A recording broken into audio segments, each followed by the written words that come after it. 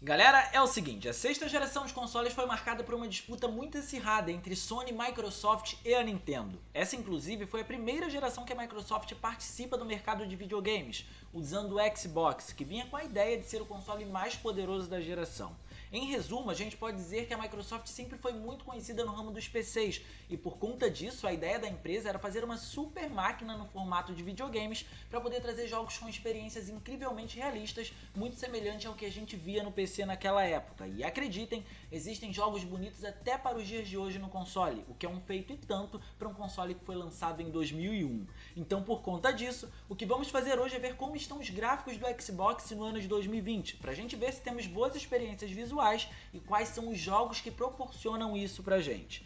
Mas antes da gente continuar, não se esquece de clicar no gostei, porque isso ajuda pra caramba e de quebra você faz a boa ação do dia. E também se inscreve no canal ativando o sininho das notificações para não perder absolutamente nada. São vídeos todas as terças às 19 horas e às vezes às quintas no mesmo horário e você não pode perder, beleza?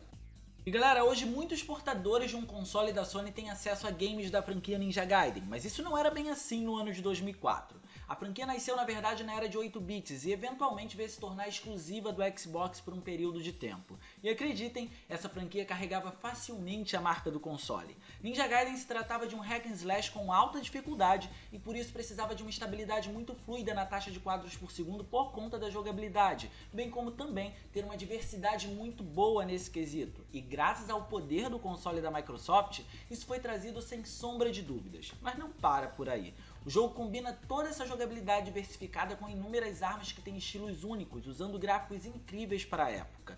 Os personagens receberam um tratamento nos mínimos detalhes, desde a modelagem até os detalhes das roupas. As expressões faciais eram dignas de um jogo da geração, os cenários tinham uma direção de arte linda, sendo trazidos à vida com um excelente polimento nas texturas e também um bom jogo de luz e sombra, o que era um elemento muito mais fácil para o console da Microsoft quando comparado aos outros, por conta do seu hardware muito mais parrudo. E a física do game também é um elemento marcante aqui, por ser muito competente no que faz. É fácil se sentir na pele do personagem, Ryu Hayabusa, enquanto realiza todos os movimentos bizarros dele, bem como também quando corta os membros dos oponentes, o que deixa a experiência ainda mais imersiva.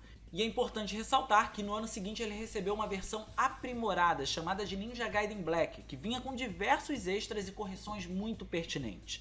O jogo é tão bonito que ele foi portado para o PlayStation 3 depois de perder a sua exclusividade com a Microsoft, e os gráficos eram tão bons que ainda na geração seguinte faziam jus ao papel. Acho que com isso dito, não preciso nem dizer que é fácil ter uma boa experiência visual com Ninja Gaiden no Xbox, né? Mas se vocês forem jogar no console da Microsoft, eu aconselho a vocês jogarem o Ninja Gaiden Black, que é definitivamente a experiência definitiva do jogo.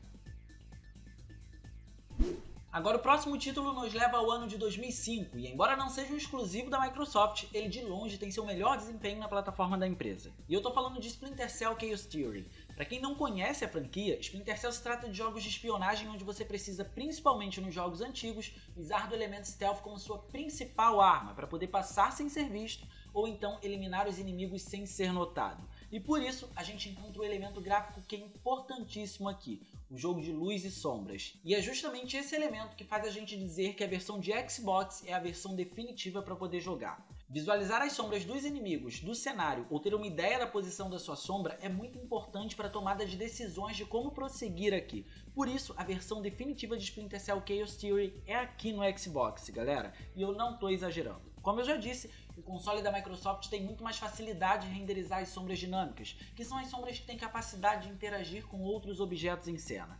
Além da iluminação ser incrível no console da Microsoft, encontramos um maior nível de detalhes nos modelos dos personagens, nas texturas e uma resolução muito maior na imagem nessa versão aqui.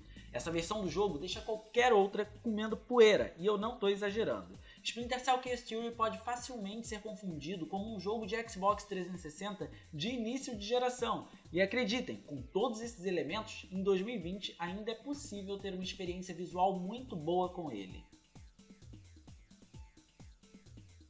E já aproveitando que a gente está no ano de 2005, vamos seguir por aqui para poder falar sobre o primeiro Far Cry trazido para consoles graças à Ubisoft. O primeiro Far Cry foi lançado com exclusividade para PC e impressionou todo mundo pelos gráficos e também pela extensão de mapa. Ele acabava dando muito mais opções para o jogador agir de forma furtiva quando comparado a outros jogos do gênero de FPS, e com isso fez muito sucesso. Era muito fácil você escolher uma rota diferente do usual por conta da extensão do mapa. Isso era muito legal. Então, para poder aproveitar o embalo desse sucesso, foi trazida uma versão para Xbox, que foi chamada de Far Cry Instincts, com melhorias no enredo, que foi um dos poucos pontos criticados no jogo original. O problema é que a versão de Xbox trouxe algumas limitações na extensão de mapa, por conta do hardware, né? Deixando o jogo mais linear, o que era um ponto muito positivo na versão original dele. Só que para poder compensar isso, foram aderidas novidades na jogabilidade, que embora tivesse ficado mais limitada por um lado, em função da gente não ter mais aquele mapa extenso para poder tomar decisões de como agir,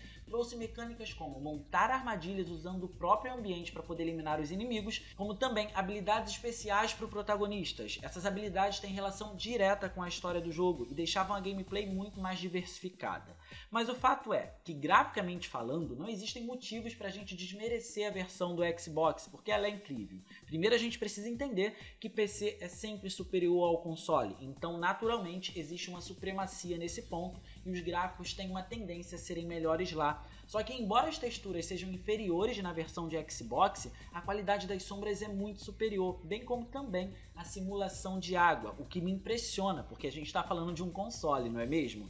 Quem joga hoje em dia vai notar que é um jogo datado de fato, mas ao mesmo tempo que a gente percebe isso, é possível perceber também que para a época foi um jogo muito bem polido e usava muito bem o hardware do primeiro Xbox. E além disso, foi um dos shooters mais jogados da época do console. O jogo fez muito sucesso e honestamente eu super recomendo esse jogo para vocês, para quem tem a possibilidade de jogar ele no primeiro Xbox. Existe uma versão para Xbox 360 que é bem similar, mas ainda assim eu prefiro essa. E agora que a gente já falou de todos esses títulos de peso aqui, a gente vai voltar lá no ano de 2001, bem no comecinho da vida do Xbox, para poder falar de um estilo de jogo pouco usual aqui no canal, o estilo de luta, mas ainda assim tem mérito de ser mencionado por tudo que ele conseguiu fazer no console da Microsoft. E eu tô falando de Dead or Alive 3. Dead or Alive teve o terceiro título da franquia como exclusivo da Microsoft e usa mecânicas de jogabilidade em 3D para poder ambientar a gente nos combates. E existem inúmeros elementos que me chamam muito a atenção nesse jogo e eu vou citar para vocês. Por ser um jogo de luta, ele já tem uma vantagem muito grande para ser jogado hoje em dia, porque normalmente os jogos de luta têm mais a obrigação de ser divertido do que realista ou com gráficos incrivelmente bem feitos. E isso influencia diretamente na hora da gente dizer como é a experiência visual do jogo hoje em dia, porque a gente acaba deixando passar batido alguns problemas. Mas para nossa sorte, o jogo não se resume apenas a uma mecânica de jogabilidade divertida. A física do jogo é sensacional, os seios das personagens se movem conforme elas andam pelo cenário e para a época isso era muito inovador e o mesmo se aplica às vestimentas de todos aqui. Não parando por aí, o jogo também traz ótimos efeitos gráficos que vão desde a modelagem, que é muito bem acabada, tendo um character design incrível, até os ambientes em conjunto com a direção de arte. Sobre os ambientes, a gente encontra backgrounds incríveis, o que normalmente são detalhes que a gente não vê muita atenção na hora do desenvolvimento, e felizmente isso não é o caso aqui. O plano de fundo é rico em detalhes e no plano principal, onde a luta acontece de fato, vemos ótimas texturas e, claro, o ponto forte do console, os efeitos de iluminação, tudo acontecendo em tempo real. É muito bacana de ser visto num console de sexta geração. Dead or Alive é uma saga incrível e, sem sombra de dúvidas, foi um trunfo e tanto para o console da Microsoft. Notavelmente existem jogos mais atuais proporcionalmente falando, mas a galera que tiver interesse em jogar o terceiro título da franquia, com certeza vai ter uma experiência muito boa hoje em dia. E agora, pra gente encerrar esse vídeo, a gente se mantém no ano de 2001 e vamos falar de um jogo que foi um marco no gênero de FPS que foi revolucionário, Halo Combat Evolved. O primeiro Halo tentou se manter como exclusivo de Xbox, mas o jogo fez tanto sucesso que acabou recebendo versões para PC e também, surpreendentemente, para Mac. E meus amigos, na época esse jogo era um absurdo de tão incrível que era. Haviam muitos detalhes imersivos e eu posso mencionar alguns deles para vocês. No ano de 2001, ano de lançamento do jogo, ainda era muito comum qualquer jogo desse gênero permitir com que você usasse diversas armas. Basicamente você ia coletando as armas com o progredir da história e ia as armazenando. Em Halo isso não acontecia, você tinha acesso a basicamente apenas 2 armas, você só podia levar 2 armas com você. E o pior de tudo, ou melhor, é que o jogo ia te obrigando a ir trocando porque não ia aparecendo munição para a mesma arma com frequência. Então você ia ter que optar por uma arma diferente futuramente porque aquela arma ia estar aparecendo com muito mais frequência do que a que você está no momento. E isso era sensacional porque passava um aspecto de realidade muito grande. Outro ponto, e aí a gente já parte para os aspectos gráficos, era que o jogo tinha tiros nas paredes fazendo profundidade nesses buracos. E isso era muito inovador para a época, porque não tinha isso em todos os FPS, por incrível que pareça.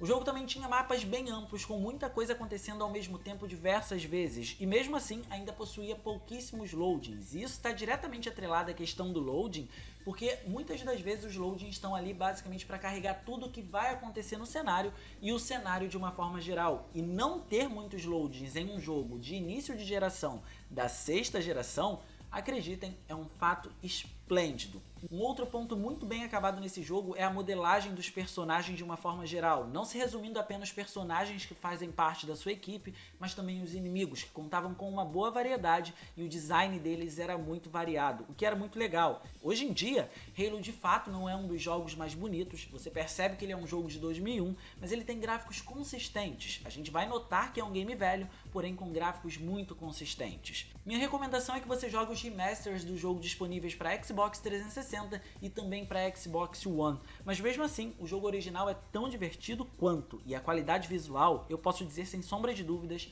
que é bem sólida.